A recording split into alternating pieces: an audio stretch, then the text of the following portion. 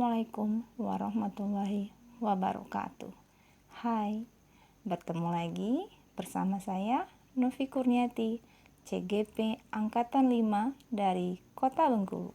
Saya mengajar di SMK Negeri 6 Kota Bengkulu. Kali ini kita akan membahas tugas aksi nyata modul 1.4 tentang budaya positif.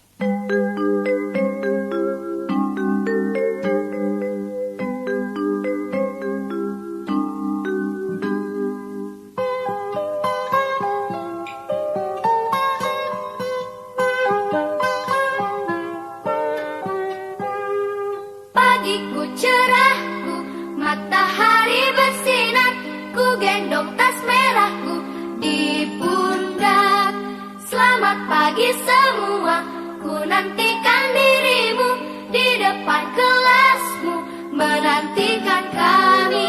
Guruku tersayang, guru tercinta, tanpamu apa jadinya aku? Dan bermanfaat. Jadi penguatan positif, ya, banyak penguatan positif yang sudah kita lakukan di kelas, ya, dengan ngasih tepuk tangan, dengan ngasih jempol, kamu hebat, kamu pintar, luar biasa, ya. Kemudian ilusi bahwa orang dewasa memiliki hak untuk memaksa. Jadi mentang-mentang kita lebih dari mereka, mentang-mentang kita gurunya, kita berhak untuk memaksakan apa yang kita mau. Yang harus seperti ini. Pokoknya harus buat seperti ini. Tidak boleh seperti itu. Harus seperti ini. Ya. Nih, perubahan paradigma stimulus respon teori kontrol. Jadi ada stimulus respon, ada teori kontrol. Nah, kita mencoba mengubah orang agar berpandangan sama dengan kita. Itu teori kontrolnya. Kita seharusnya tidak seperti itu.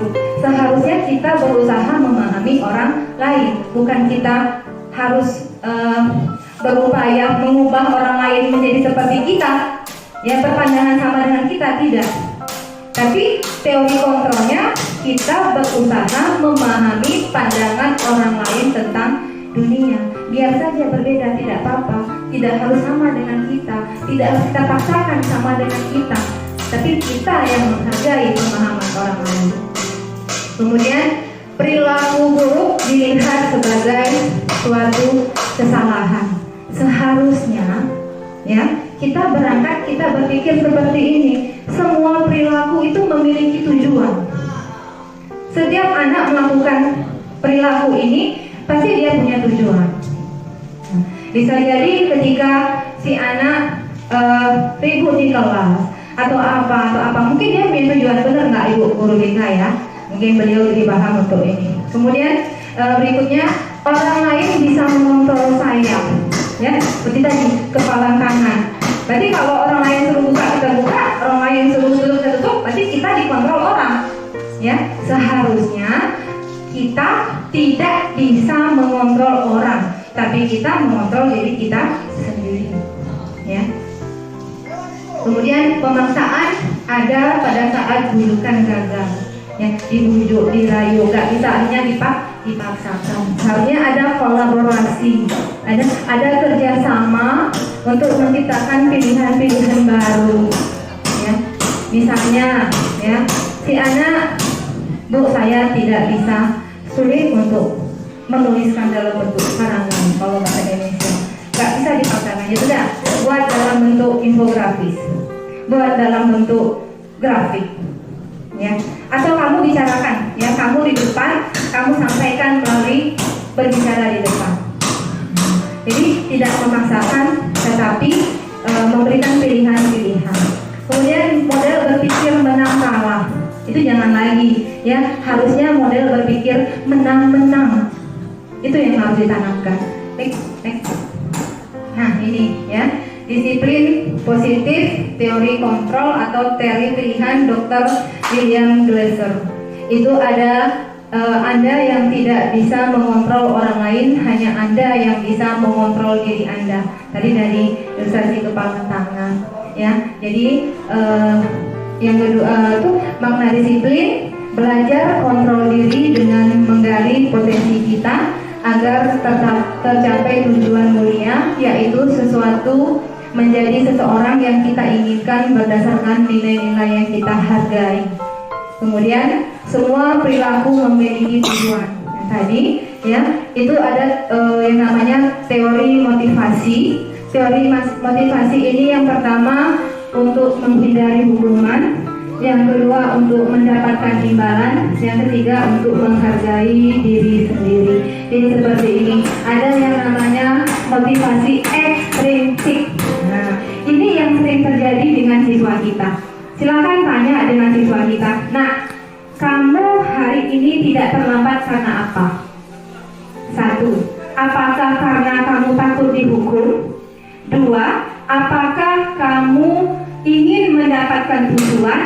Atau 3. Karena memang motivasi dalam diri kamu. Rasa-rasanya yang akan dijawab siswa kita 2 ya Bu. Nomor 1, takut dihukum. Atau mungkin dia ingin uang karena ingin dipuji. Berarti kalau baru 2 itu yang muncul, itu adalah motivasi eksternal dari luar datangnya. Ya, belum motivasi internal dari dalam dirinya. Itulah makanya ya mereka datang ke sekolah tapi tidak serius belajar. Kenapa? Karena tadi takut dihukum, tidak sekolah dimarahin emaknya, ya terlambat datang ke sekolah dikasih hukuman di sekolah, dimarahin gurunya. Karena itu ya sehingga ya sudahlah, yang penting kamu sekolah. Karena belum ada motivasi intrinsik. Ada yang memiliki motivasi intrinsik. Memang benar-benar keinginan dari dalam diri dia. Oh, saya mau sekolah karena memang betul saya membutuhkan.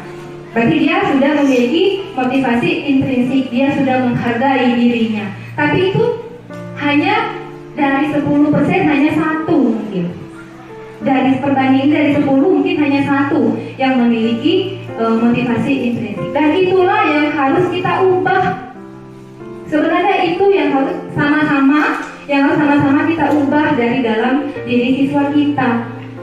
Ya, jangan lagi mereka memiliki motivasi hanya motivasi ekstrinsik, tapi bagaimana caranya siswa kita itu memiliki motivasi intrinsik, benar-benar dari dalam hatinya, bukan lagi takut karena dihukum, bukan karena ingin dipuji. Ya. Tapi benar-benar mau dihukum, mau dipuji, ya seperti itulah. Nah itu baru motivasi intrinsik. Kemudian, ya, nah yang teori motivasi yang untuk menghargai diri sendiri itulah nilai-nilai kebajikan universal.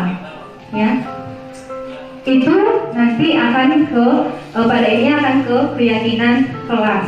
Jadi kita akan kupas. Kemudian model berpikir menang-menang. Kolaborasi menciptakan pilihan baru. Itu ada 5 posisi kontrol. Yang pertama penghukum. Nah, kita sebagai guru ya itu punya 5 posisi kontrol Bapak dan Ibu. Yang pertama sebagai penghukum.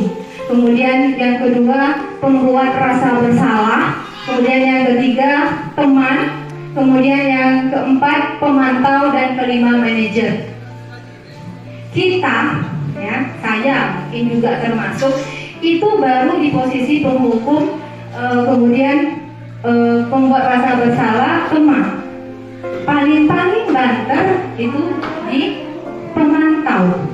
Yang mana? Nah, nanti kita kupas, ini akan ada nanti di situ penghukum, ya. Kita hanya menghukum sebagai penghukum. Kamu, ya, tanpa ada kesepakatan kamu terlambat, ya. Misalnya suruh beli buku ini atau lari ini tanpa ada kesepakatan terlebih dahulu. Kemudian pembuat rasa bersalah, gara-gara kamu nak ibu di mana, gara-gara kamu ribut, jadi kita membuat siswa kita merasa bersalah. Itu yang sering kita lakukan. Kemudian sebagai teman, kita menganggap siswa sebagai teman. Kemudian yang bagus, ya, itu yang bagus adalah sebagai pemantau atau yang paling bagus sebagai manajer. Diharapkan nanti kita berperan sebagai manajer, paling tidak sebagai pemantau.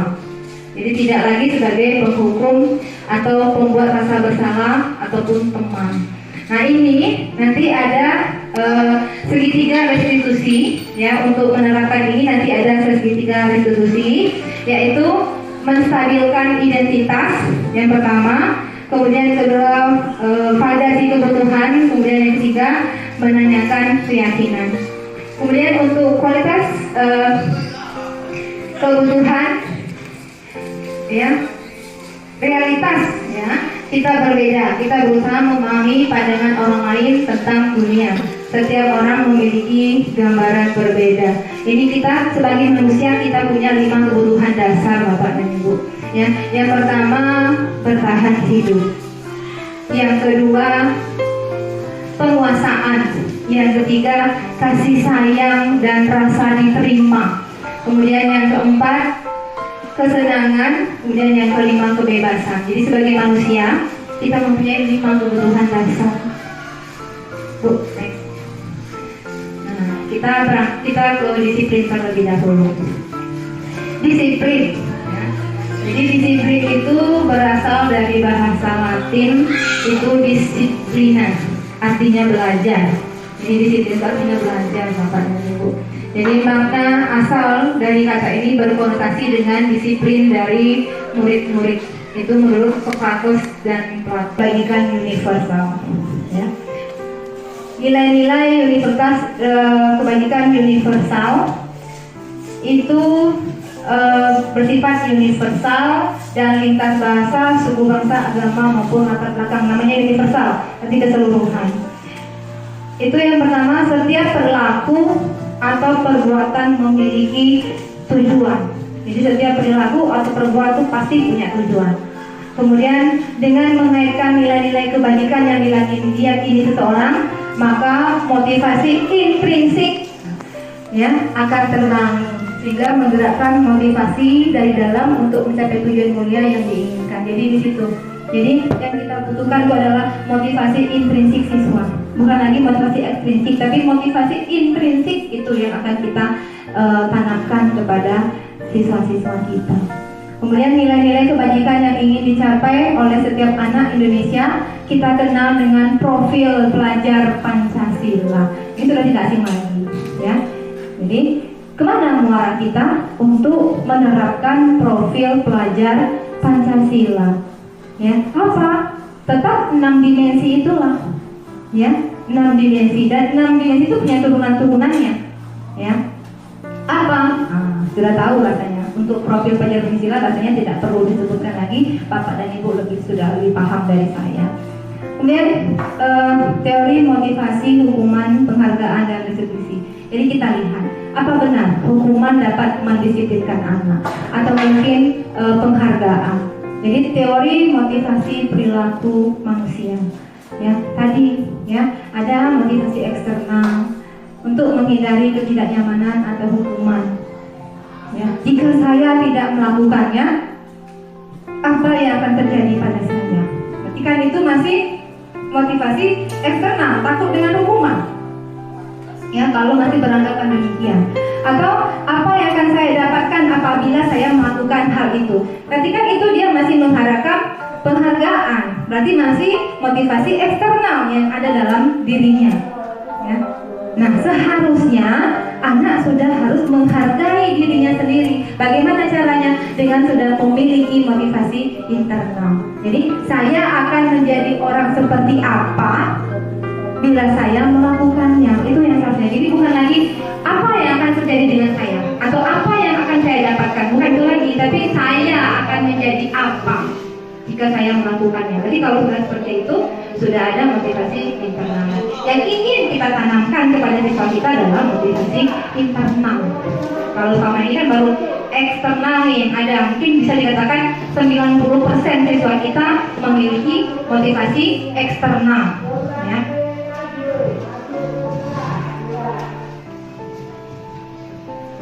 Nah, ya, kita tetap berpegang teguh pada Ki Hajar Dewantara, pada filosofi Ki Hajar Dewantara.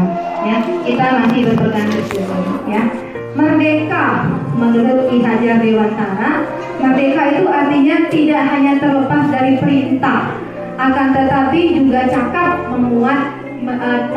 buat memerintah diri sendiri.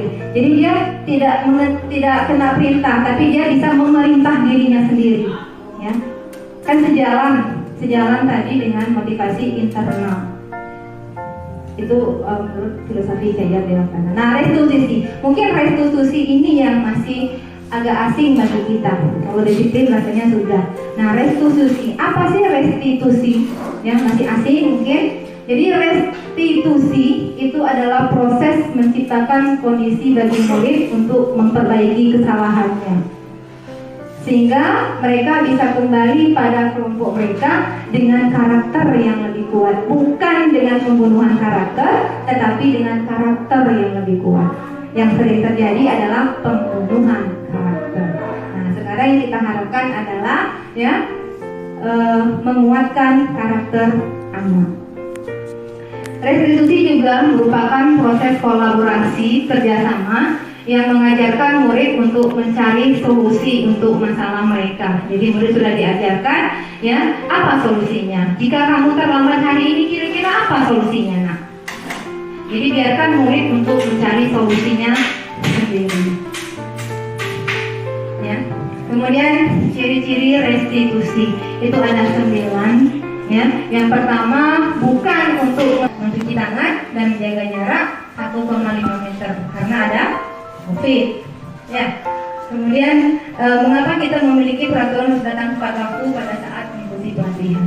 Jadi untuk mendukung motivasi intrinsik, itu harus kembali ke nilai-nilai atau keyakinan-keyakinan, lebih menggerakkan seseorang dibandingkan mengikuti serangkaian peraturan-peraturan. Makanya dibuat keyakinan kelas, bukan peraturan kelas.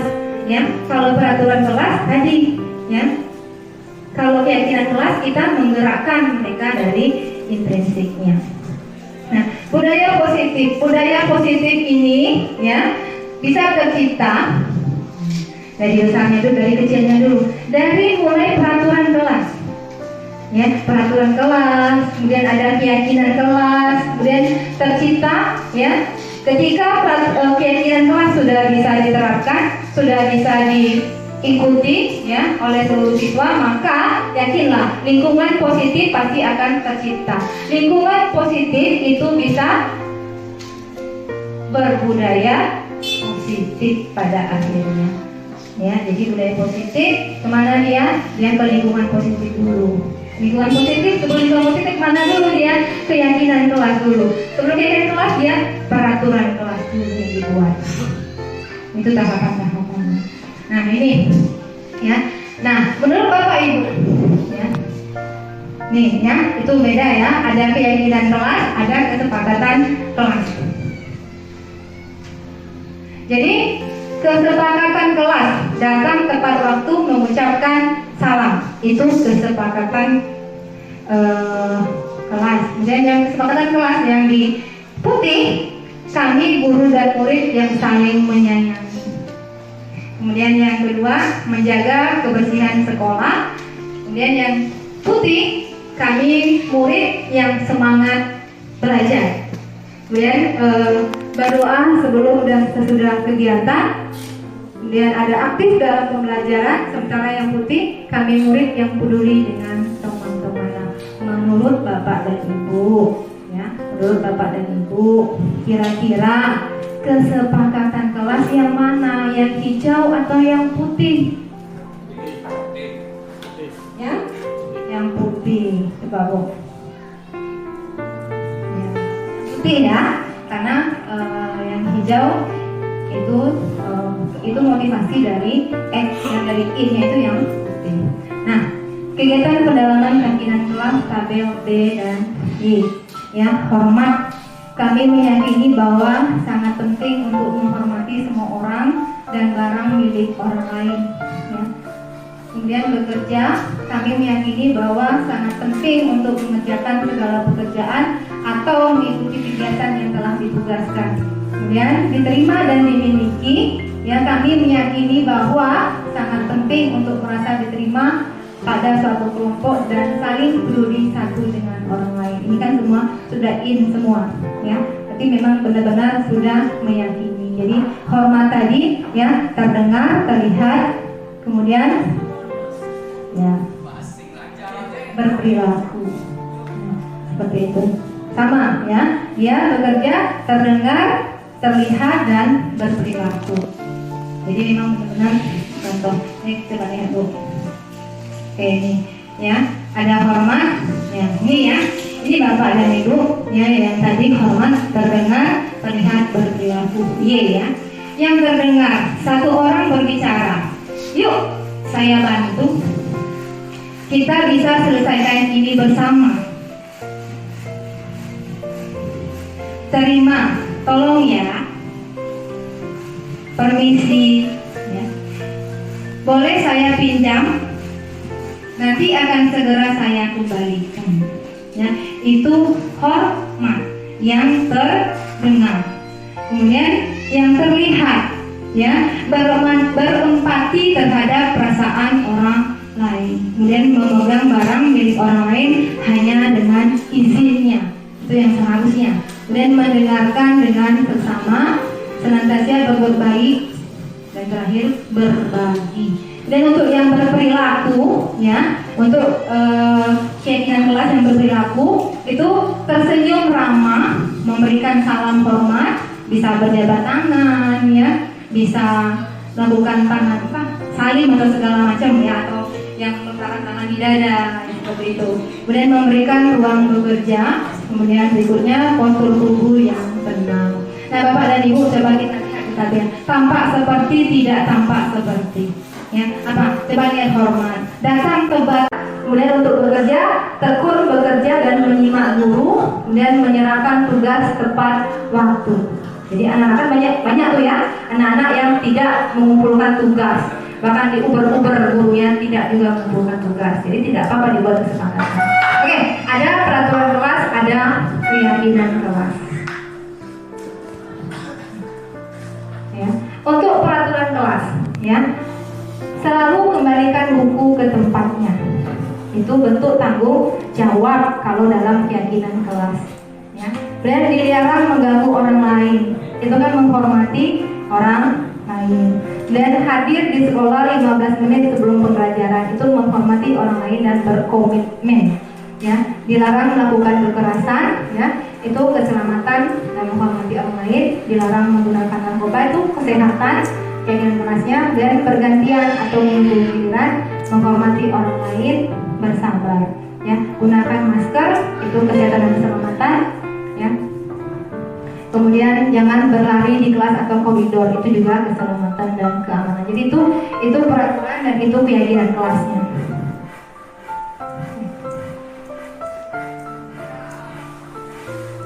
Ini ya, yang tadi Bu. Oke, ya. Ini jadi pengaruh jangka pendek dan jangka panjang tentang penghargaan hukuman. Ya, ternyata Bapak dan Ibu, ya, penghargaan itu menghukum. Ya, kita memberi hadiah kepada anak, ya, itu menghukum. Ya, kemudian penghargaan juga mengurangi ketepatan. Kemudian penghargaan tidak efektif, penghargaan merusak hubungan. Kenapa? Kenapa dikatakan seperti itu? Karena anak yang sudah terbiasa dengan penghargaan, itu yang dicari anak. Ketika kita tidak memberikan penghargaan, maka mereka tidak mau. Kenapa? Karena sudah terbiasa dengan penghargaan, tidak mau. Ibu tidak kasih kami apapun. Ya, karena kenapa? Karena sudah terbiasa dengan kita beri hadiah atau kita kasih penghargaan. Ya, jadi dalam jangka panjang, ya, penghargaan itu tidak bagus. Kemudian, ya, kenapa kita katakan dihukum oleh penghargaan? Itu karena penghargaan menurunkan kualitas. Turun kualitasnya. Kenapa? Karena bukan dari dalam dirinya. Ya, karena dia berharap ada sesuatu. Ya, mengejar sesuatu. Kemudian penghargaan mematikan kreativitas. Ya, ketika tidak diberikan penghargaan, maka mereka tidak mau mengerjakan lagi. Mati kreativitasnya. Ya, tidak ada penghargaan, dah stop. Kami nggak mau Bu. Kenapa? Nggak ada imbalannya. Ya. Kemudian penghargaan mengurangi motivasi intrinsik karena mereka berharap diberikan imbalan, diberikan sesuatu bukan dari dalam dirinya. Nah, ini tindakan guru. Nah, harusnya ya boleh misalnya mencatat 100 kali di dalam buku kalimatnya saya tidak akan terlambat lagi karena terlambat ke sekolah. Kemudian lari mengelilingi lapangan basket 2 kali karena terlambat hadir di sekolah. Murid diminta untuk push up 15 kali karena tidak menggunakan masker ke sekolah. Menggantikan kertas tugas teman yang telah dicoret-coret, membersihkan tumpahan. Nah, sekarang dari membersihkan tumpahan air di meja tulis karena tersenggol pada saat belajar. Murid disuruh untuk mengenakan sepatu seharian di sekolah karena tidak mengenakan sepatu hitam. Lari mengelilingi lapangan basket 2 kali karena terlambat 10 menit untuk pembelajaran PJOK. Nah, kalau yang pertama, menurut Bapak dan Ibu, itu posisi kita berada di mana? Penghukum. Baik. Kalau untuk yang kedua, penghukum. Untuk yang ketiga, masih di penghukum. Kemudian yang keempat, menggantikan kertas tugas teman yang telah dicoret-coret. Itu. Kemudian membersihkan tumpahan air di meja tulis karena tersenggol pada saat belajar. Itu apa Bapak dan Ibu? Kemudian murid disuruh untuk tidak mengenakan sepatu seharian di sekolah karena tidak mengenakan sepatu hitam. Berikutnya, lari mengelilingi lapangan basket 2 kali karena terlambat 10 menit untuk perjalanan PJOK. Coba dibuka berikutnya. Oke. Ya. Oke. Yang pertama, kedua, ketiga benar itu adalah sebuah hukuman. Ya. Kemudian yang mengganti kertas tugas teman yang tercoret-coret itu adalah konsekuensi.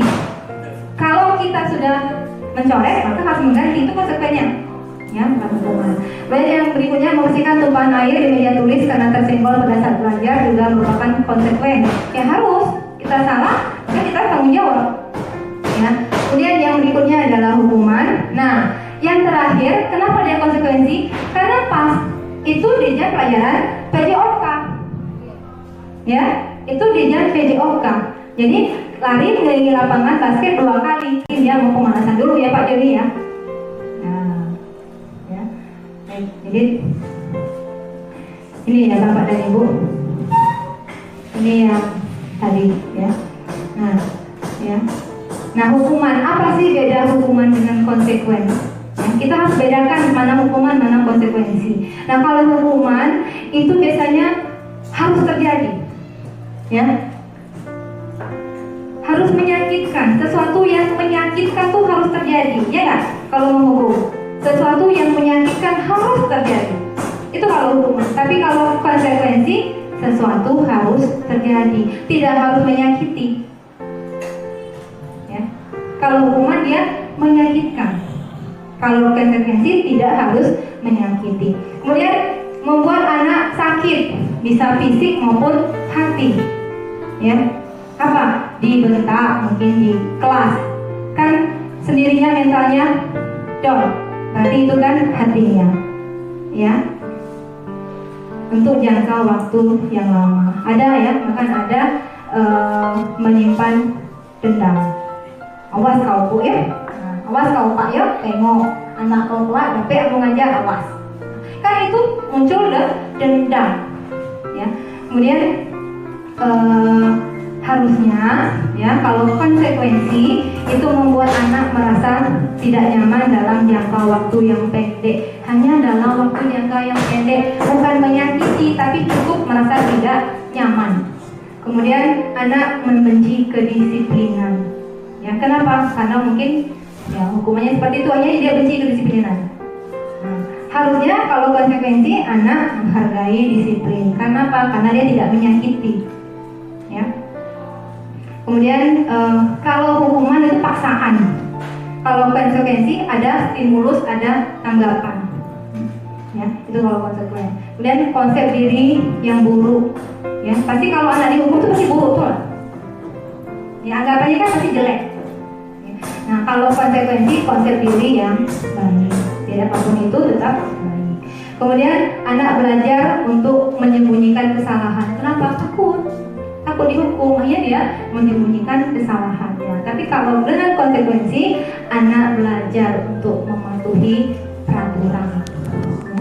Kemudian marah, rasa bersalah, dipermalukan, merasa tak dihargai.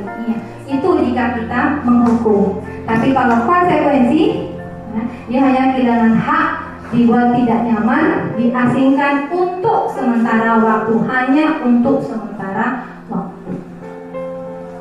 Itu perbedaan hukuman dan konsekuensi. Nah ini ada identitas gagal, ada identitas sukses.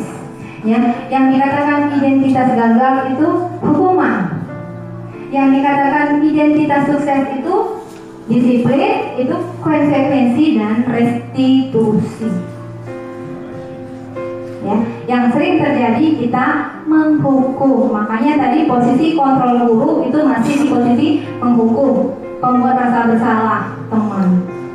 Ya, harusnya sudah pemantau dan manajer. Kalau kita menerapkan ya konsekuensi atau restitusi itu, kalau kita konsekuensi sudah ke pemantau. Tapi kalau sudah menerapkan konsekuensi restitusi itu sudah ke manajer. Nah, selama ini kita baru ke penghukum dan pembuat rasa bersalah. Itu saya sendiri pun juga masih seperti itu. Ya, jadi setelah tahu maka kita sudah ternyata seperti ini. Teorinya ya Bapak dan Ibu ya, teorinya seperti ini. Nah ya, kalau konsekuensi, nah kalau restitusi merupakan pilihan. Nah, itu yang tadi ya, menguatkan untuk murid anak dalam waktu jangka panjang. Kemudian korban mendapat ganti. Ya, makanya tadi ada sistem menang, ya, sistem menang. Ya, yang korban dapat ganti, kemudian yang bersalah juga tidak terlalu kita sudutkan, tapi tetap kita kuatkan karakternya. Kemudian kalau restitusi masalah terpecahkan, ya.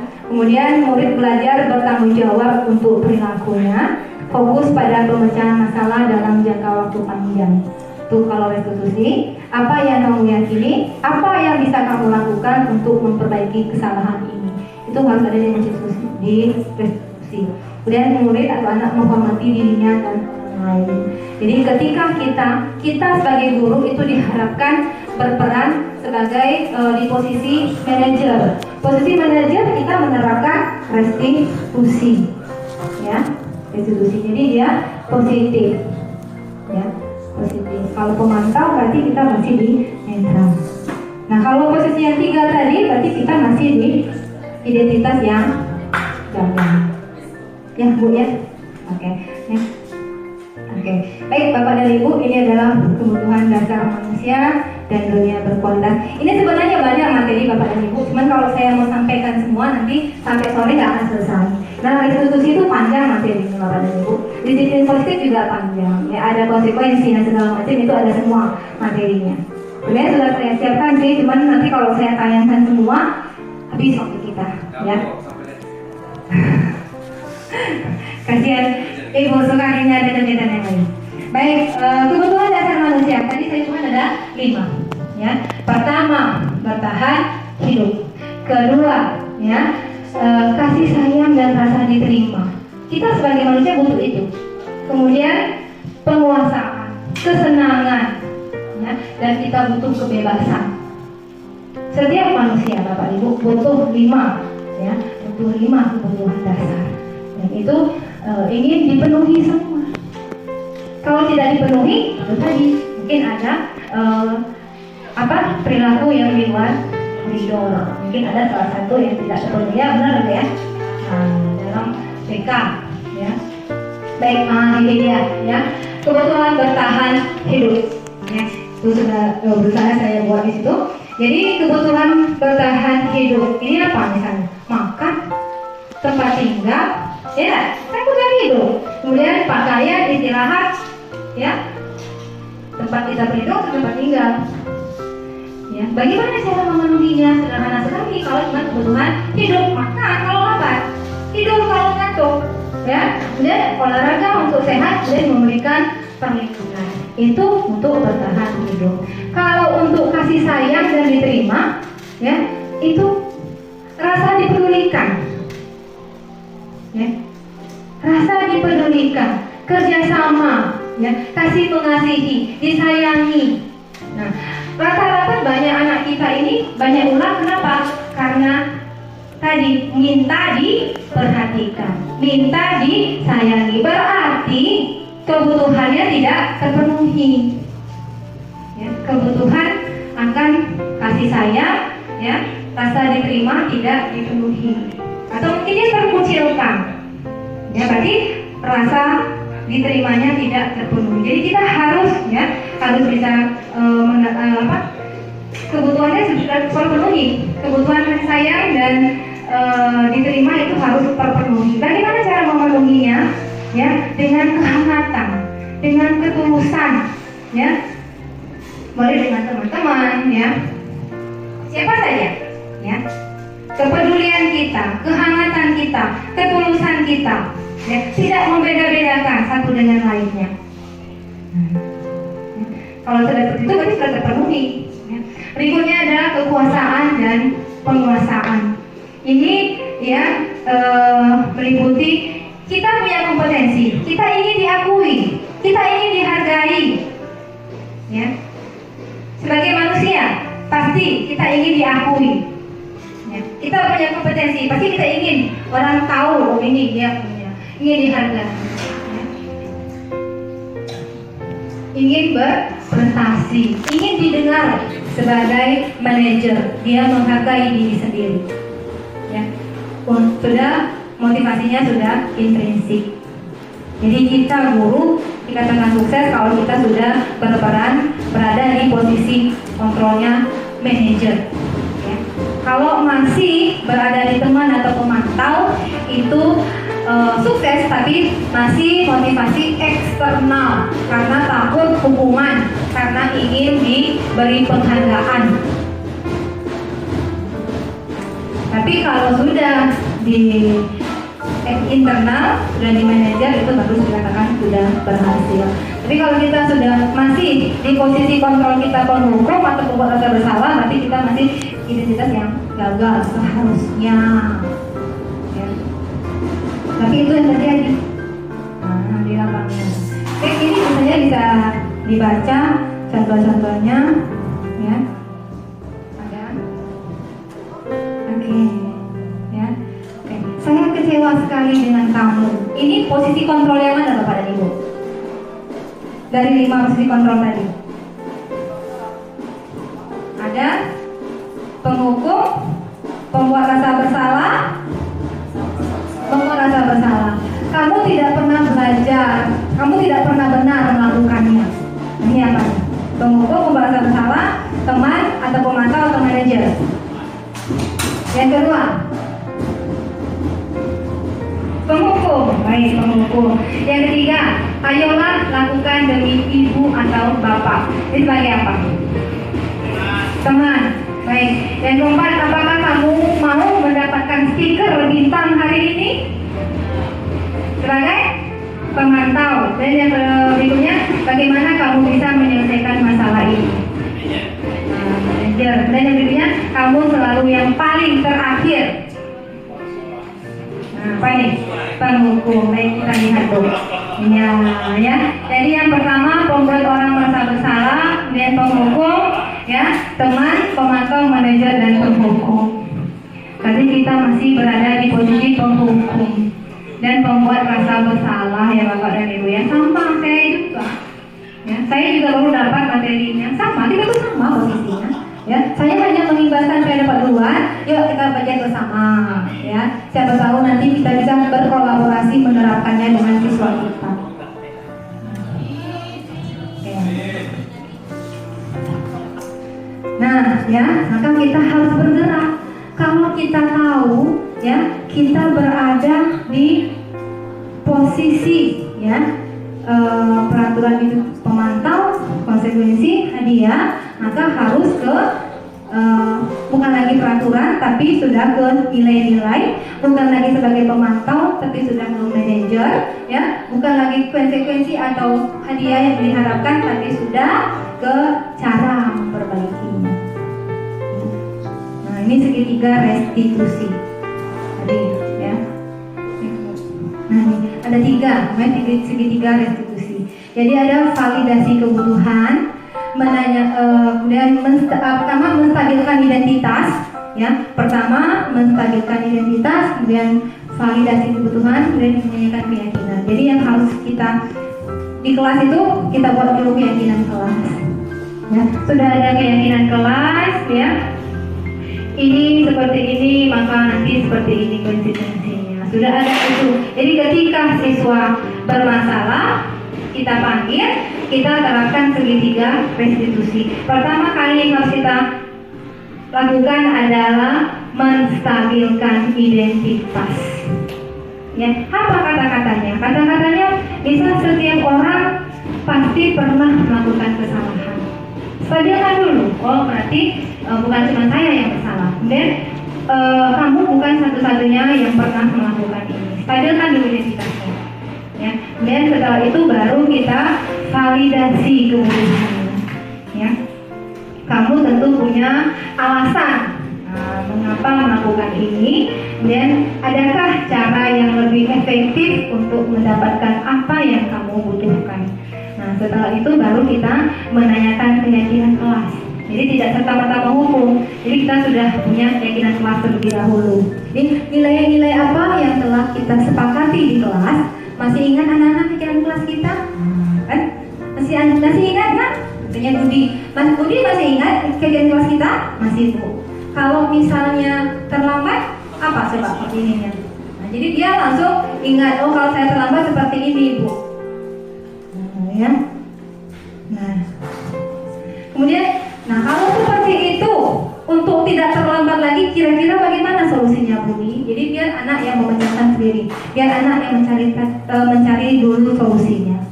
Oh, tidak main Bu sampai larut malam. Kita kuatkan ya di situ. Nah, itu teorinya. Jadi, ya, menstabilkan identitas, ya. Guru berkata berbuat salah itu hal yang manusiawi dan tidak ada manusia yang sempurna. Itu contoh kata-katanya Bapak Ibu, ya. Contoh kata-katanya Bapak Ibu juga pernah berbuat salah, kemudian kita pasti bisa menyelesaikan permasalahan ini. Bapak Ibu tidak tertarik untuk mencari tahu siapa yang benar dan siapa yang salah, ya. Siapa ya, dan Ibu atau Bapak lebih tertarik untuk menyelesaikan masalah. Ya, kalau kamu menyalahkan dirimu terus-menerus, apakah kamu bersikap baik pada dirimu sendiri? Itu untuk menstabilkan identitas. Kemudian untuk validasi kebutuhan, ya. Jadi gurunya bisa berkata seperti ini, kamu bisa saja kan melakukan hal yang lebih buruk lagi, tapi kamu tidak melakukannya, ya kan? Atau bisa kamu pasti punya alasan melakukannya. Coba sekarang ceritakan kepadanya. Atau apa yang penting bagi kamu? Sehingga kamu boleh tetap berusaha menjaga sikap itu, tapi tambahkan sikap yang lain yang baru. Bisa juga, maukah kamu belajar cara lain untuk mendapatkan yang kamu butuhkan tanpa harus memukul? Atau apakah kamu bisa melakukan dengan lebih baik lagi besok? Jadi kita bisa menggunakan salah satu contoh ini, ya. Atau bisa contoh-contoh yang lain. Ini kan hanya sebagai contoh saja. Baik, untuk menanyakan keyakinan kelas, yang kita bisa menggunakan kata-kata apa nilai yang kita percaya di kelas atau di sekolah. Ini kan berarti kan kita harus membuat keyakinan kelas terlebih dahulu. Dan nilai-nilai universal apa yang telah kita sepakati. Dan kelas yang tiga itu seperti apa sih? Kamu ingin jadi anak seperti apa? Atau bisa apa yang kamu rasakan? Ketika kamu melakukan itu, kamu menjadi orang seperti apa? Apa yang kamu rasakan? Mungkin anak langsung, oh saya tidak enak Bu. Atau apa lah yang mereka rasakan? Ya. Nah ini, ya. Ini intervensi 30 detik. Ya. Ini untuk siswa, ya. Intervensi ini untuk siswa supaya mereka bisa kembali ke tujuan semula. Ini bisa diberikan ke anak-anak pada itu. Ya. Ini refleksi kita, ya. Ini refleksi kita. Ya, habis yang ini, oke. Baik Bapak dan Ibu, demikianlah pemaparan materinya. Nanti kalau untuk materi-materi yang lain, bagaimana keyakinan kelas, kemudian disiplin positif, restitusi itu bisa saya sharekan kembali karena banyak materi yang baru. Baik, saya kembalikan ke moderator. Oke Bapak Ibu, demikianlah pemaparannya. Tadi kita mendengar gitu ya, masalah motivasi intrinsik dan ekstrinsik. Yang ingin saya tanyakan, bagaimana caranya menanamkan motivasi intrinsik ke siswa, dan bagaimana caranya menggali skill guru dalam menerapkan motivasi intrinsik tersebut ke siswa.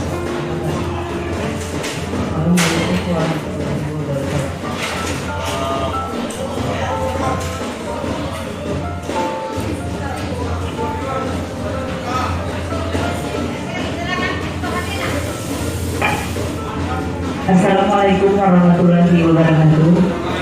Terima kasih Bu Novi untuk materi pada hari ini. Saya sangat mendapat ilmu yang baru. Jadi yang ingin saya tanyakan tadi, Ibu Novi sudah menjelaskan ada 5 posisi kontrol. Yang pertama itu penghukum, pembuat rasa bersalah, teman, pemantau atau manajer. Nah, yang ada di posisi sekarang ini, yang paling seram itu penghukum sebenarnya, karena itu dalam proses mendidik, kayaknya poin yang pertama ini terus-terusan selalu, karena dengan posisi penghukuman dan juga siswa kita terus melakukan kesalahan. Nah, seharusnya yang Ibu Novi jelaskan itu tadi, arah kebaliknya kalau kita itu bisa menjadi manajer. Manajer itu yang paling oke kira-kira. Nah, yang ingin saya tanyakan itu, kira-kira apa sih strategi atau langkah-langkah supaya kita menjadi paling tidak di poin yang keempat aja dulu, pemantau dan manajer. Nah, sebenarnya saya sangat ingin sekali menjadi peran manajer ini, karena kalau di peran pertama itu memang itulah kita kayaknya, apalagi kalau kita sendiri ibaratnya seperti saya khususnya ini ngajar moral. Jadi setelah Ibu Novi jelaskan panjang lebar, kalau kita kaitkan dengan HAM, kayaknya sih pelanggaran juga. Tapi kalau kita ingin masuk ke budaya positif, karena dengan hukuman harapan kita siswa bisa berubah. Mungkin cuma itu Bu, terima kasih.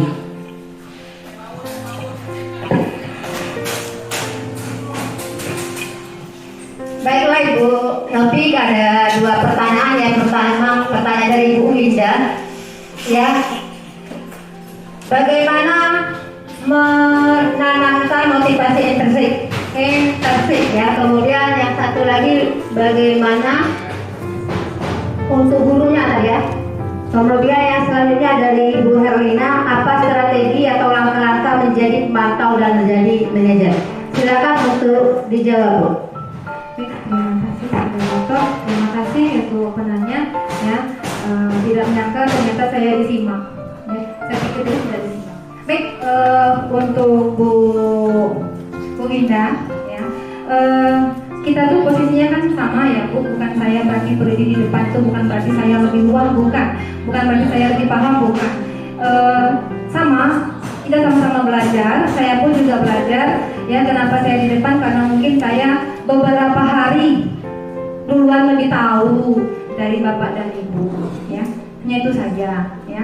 Kemudian bagaimana cara menanamkan motivasi intrinsik kepada siswa ya, bagaimana sih caranya ya kita menanamkan motivasi kepada siswa? Yang pastinya pembiasaan dulu ya, kita contohkan dulu, pembiasaan dulu, beritahu, kembalikan dulu anak kita jelaskan dulu anak. Nah ya, tanyakan dulu ke siswanya, kalian tidak terlambat karena apa? Ya, karena takut dihukum, karena ingin penghargaan, atau memang punya niat benar-benar ingin sekolah. Kembalikan dulu ke siswanya. Ya, jadi kita kasih dulu pencerahan ke siswa kita. Ya, ketika mereka menjawab takut dihukum, pasti saya pernah bertanya ke siswa, sudah berapa kali saya tanya, ya rata-rata menjawab 2, yang paling banyak 1, takut dihukum. Ya, yang ingin penghargaan paling hanya beberapa orang saja. Ya, dan yang ketiga, ya dari dalam diri, ya itu ada yang tidak sama sekali. Tapi ada juga kelas-kelas yang ada. Jadi sudah kita berikan pencerahan seperti itu, baru kita arahkan anak kita. Kita arahkan anak kita. Nah, ya sebenarnya, ya kita sebagai guru pasti kita bisa mengarahkan anak-anak kita.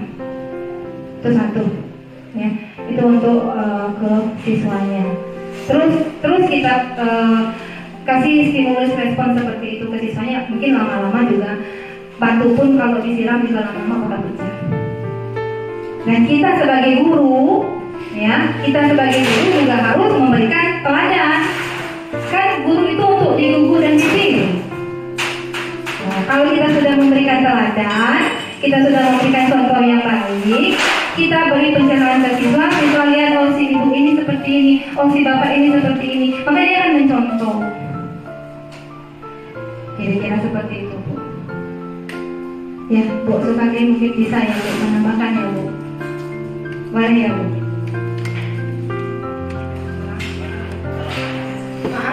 Maaf Bapak Ibu, terima kasih. Jawabannya Ibu Novi itu tidak salah. Jadi ini sharing ya Bu ya, maaf. Saya kalau Merdeka Belajar ini kan baru ya, baru 3 tahun. Maaf, saya itu membuat apa yang saya ingin ceritakan itu dari sejak pertama ngajar itu. Jadi kalau baru tahu juga istilahnya kesepakatan kelas. Yang terpenting di kelas itu kan siswa. Nggak ada guru toh siswa bisa belajar ternyata. Apalagi ya guru dibandingkan Google ya lebih hebat Google, lebih hebat YouTube. Tapi nah dari situ, dari awal dulu aku ngajar, aku udah ngomong sama siswa,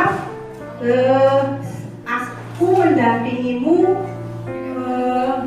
mendampingi karena ada sentuhan manusianya, ada sentuhan kasih sayangnya. Udah ya, intinya aku buat kesepakatan. Guru dan siswa harus tepat waktu sebenarnya. Ya sekali-kalinya kita sebagai manusia salah juga. Ada juga salah-salahnya, telat ada. Karena kalau kesepakatannya begini, lebih dari 10 menit siapapun guru dan siswa boleh masuk ke kelas, tetap ikut pembelajaran, tetapi hanya boleh 1 langkah dari pintu. Kemarin hari hujan, aku di Pegunungan, aku ngajar di SMA 9 Berdiri. Hujan, udah terlambat 10 sampai di kelas, Bu 10 menit, oke, nggak usah AIU, sudah di depan pintu hanya 1 langkah, buka laptop, pamping pung, sah. Dan anak nggak ada yang begini-begini, oke, semua kesepakatan. Anak pun juga demikian, lebih dari 10 menit, nggak usah bu permisi, sudah di depan pintu, buka bukunya, kalau capek dia berdiri, dia akan duduk lesot, sudah ikutin. Nah dengan seperti itu kalau gini loh, kita anggap anak itu maaf bego, alah ketahunya anak kecil itu, enggak. Dia itu punya pikiran yang idealis, dia akan tahu guru mana yang bisa dicontoh, guru mana yang sekedar kasih pencetak nilai rapor. Jadi ya manusiawi lah salah-salah. Nggak mungkin guru tuh kayak dewa, nggak mungkin salah. Bisa saja sih sebenarnya bohong kan, maaf caper gitu. Tapi enggaklah, orang kenyataannya aku main HP kesiangan, pura-pura hujan. Bu kenapa terlambat main HP? Ayo ternyata main HP juga yo. Ya sama kita. Emangnya aku hidup di mana? Hidup di Mars, nggak pernah HP, sama aja kita.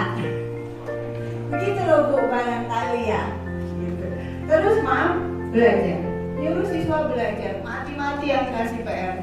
Gurunya ikut pelatihan males. Ngapain? Guru nyuruh belajar, kita duluan belajar. Karena aku nggak bisa bikin edit video ya, anak-anak paham. Aku belajar salah, nggak ada yang ketawa. Bu, itu videonya nggak bagus, Bu, banyak jedanya. Iya, kan Ibu belajar. Oke Bu, sudah, titik. Berarti dia menghargai kita belajar. Gitu. Jangan pula maaf materi dari tahun 70-an itulah yang kita kasihkan. Ini udah tahun 2000, apalagi di sosiologi. Semua udah berubah, nggak bisa kita pakai teori-teori lama. Betul. Nah, kalau di ilmu pengetahuan di SMA misalnya, ya rumus matematika, teori sosiologi dasar, ya dari abad ke-17 ya begitu. Tetapi contohnya kan sekarang sudah banyak. Nggak bisa lagi kita pakai contoh misalnya pulang malam itu adalah melanggar norma. Nggak bisa karena udah zamannya udah berganti. Tahun 80-an pulang malam gadis salah. Ya kalau sekarang pulang malam ya biasa aja, orang kerja. Itu contoh-contohnya sih. Begitu Bu, maaf agak kepanjangan. Oke, terima kasih untuk Ibu sudah menambahkan. Lanjut Ibu Novi untuk menjawab pertanyaan dari Ibu Herlina. Tapi sebelumnya kita kembalikan kepada Ibu Winda, apakah sudah puas dengan yang dipaparkan oleh Ibu Novi dan Ibu Sukarlin? Sudah. Oke, kita lanjut untuk jawaban yang pertanyaan kedua dari Ibu Herlina. Strategi ya, atau langkah menjadi pemantau atau manajer, itu inti pertanyaan yang kita catat tadi. Ya, kita kan tidak ada yang tahu ya sama dari kata kemarin. Kita hanya sharing saja, berbagi karena sama ya, kita sama posisinya, sama-sama belajar. Jadi tadi di teori kontrol ya, untuk lebih jelasnya ini ada materi teori kontrol.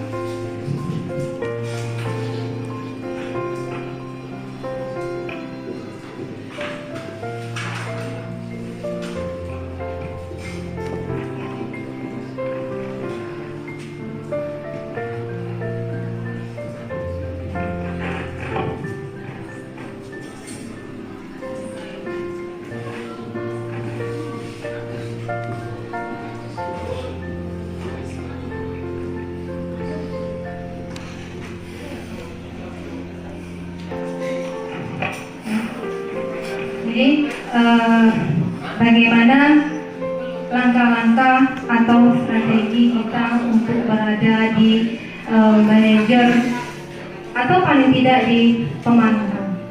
Yang pasti yang pertama ya, kita harus menyadari dulu. Kita harus menyadari dulu selama ini saya berada di mana.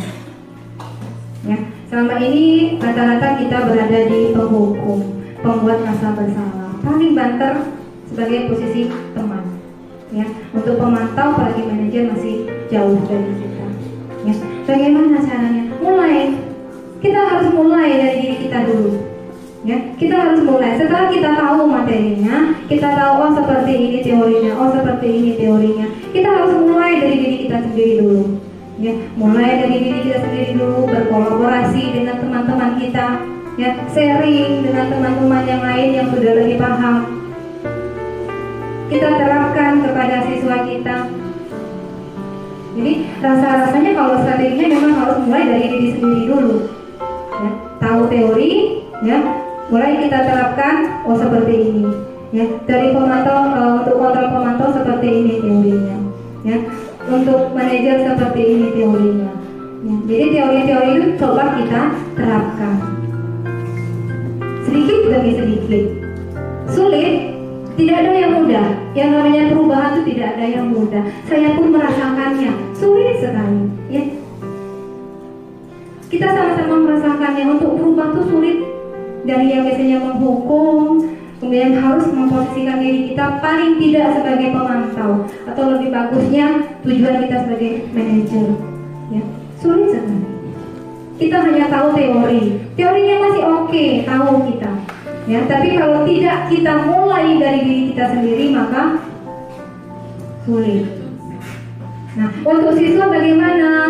Nah, kalau untuk siswa seperti yang dicontohkan Bu Sulangi tadi, supaya kita bisa menerapkannya, kita buat kesepakatan kelas, kita buat keyakinan kelas.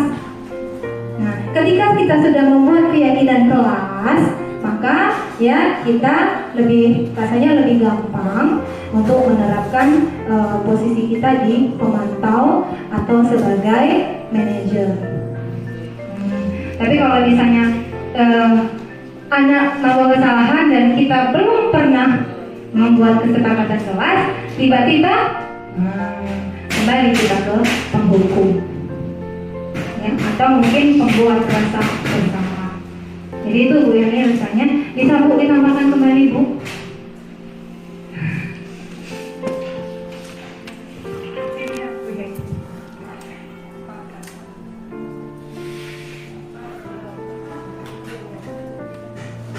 Bu, kita tuh ngajar, maaf ya, rasanya sama kita SMA 9 sama SMK 6 tuh siswanya dari latar belakang sosial ekonomi kelas menengah bawah. Nah, terus kemudian kita juga tahu dari profil pelajar kita, profil siswa, macam mana pola asuh di rumahnya. Bentar, di teori itu bagus diterapkan, tak ada masalah, tak ada tantangan kalau sekolahnya adalah misalnya nih sekolah SMA internasional di BSD yang orang tuanya sangat concern sama pendidikan, tamat SMA, kuliahnya ke luar negeri, pulang dari kuliah punya perusahaan, jadi pejabat, ini, jadi tinggal sekedar ngomong kesepakatan kelas sedikit aja selesai, nggak ada masalah, nggak akan sampai suara 8 oktav. Salahnya kita ngajar maaf setengah musun. Nah, sudah buat kesepakatan 1 sampai 10 udah ditandatangani, dibaca lagi anaknya, oke, sudah. Oke, silakan. Assalamualaikum warahmatullahi wabarakatuh. Baru buka buku pelan ya, jarinya tuh buka buku, rasanya tuh dada tuh tepung. Apa boleh buat, masih berbunyi juga kan penghapus 1, 2, 3 wah. Sebenarnya kalau di video nggak perlu garis merah itu, tapi apa, tapi kita maaf dalam untung-untungan. Aku ingat sama temanku, untung-untungan dia mau sekolah, untung-untungan sekolah udah terlambat, biarlah kita terima anak kita posisinya seperti itu. Begitu saja. Ada, udahlah, saya galak dari SMA 3, ada Pak Joni ya, teman saya dari SMA 3 tuh, tahu lah, tanya Pak Joni, galaknya setengah mati, suka aku di situ, dia sama di mana-mana galak. Tapi galaknya maaf berdasarkan, terus kemudian yang aku agak anti ya, itu ngancam nilai, enggak lah, galak di prosesnya.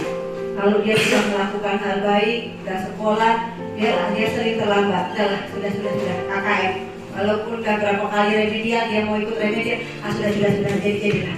Kapan remedial KKM juga tinggi pula, 80 di sekolahku. Perasaan baca aja kadang, perasaanku ya, tidak pas bibirnya tuh membaca tuh. Transgender, itu kan bahasa sosiologi. Dasolen, disabilitas, susahnya ngomong apa? Tapi sudahlah, aku terima dia dengan seperti itu, ya sudahlah, dia seperti catatannya lengkap, ya sudahlah. Masih kok, masih galak, tetap. Tapi menurutku setelah kita galak, balik lagi langsung dari gigi 1 langsung ke gigi 5 itu, langsung ke manajer.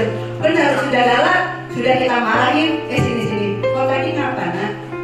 Terlambat. Kita sudah buat kesepakatan kelas, sudah membacakan lagi, diulang terus kesepakatan itu, diulang terus bacanya. Oh iya bu, iyalah, aku terimalah begitu. Kok aku juga enggak bagus-bagus amat. Kalau bagus, aku sering ngomong gitu.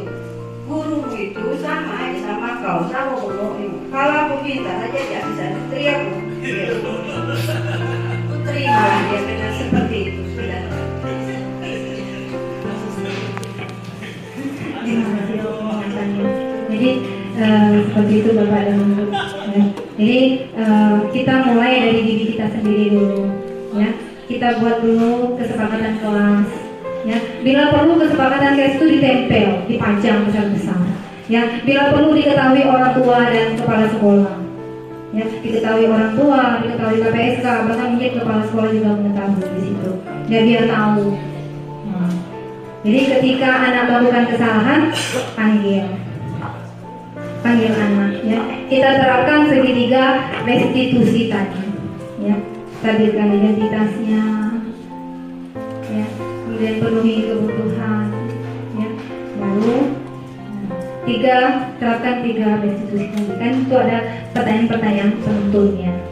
Nah, diharapkan kalau memang sulit, memang tidak sekaligus bisa, memang benar sulit sekali.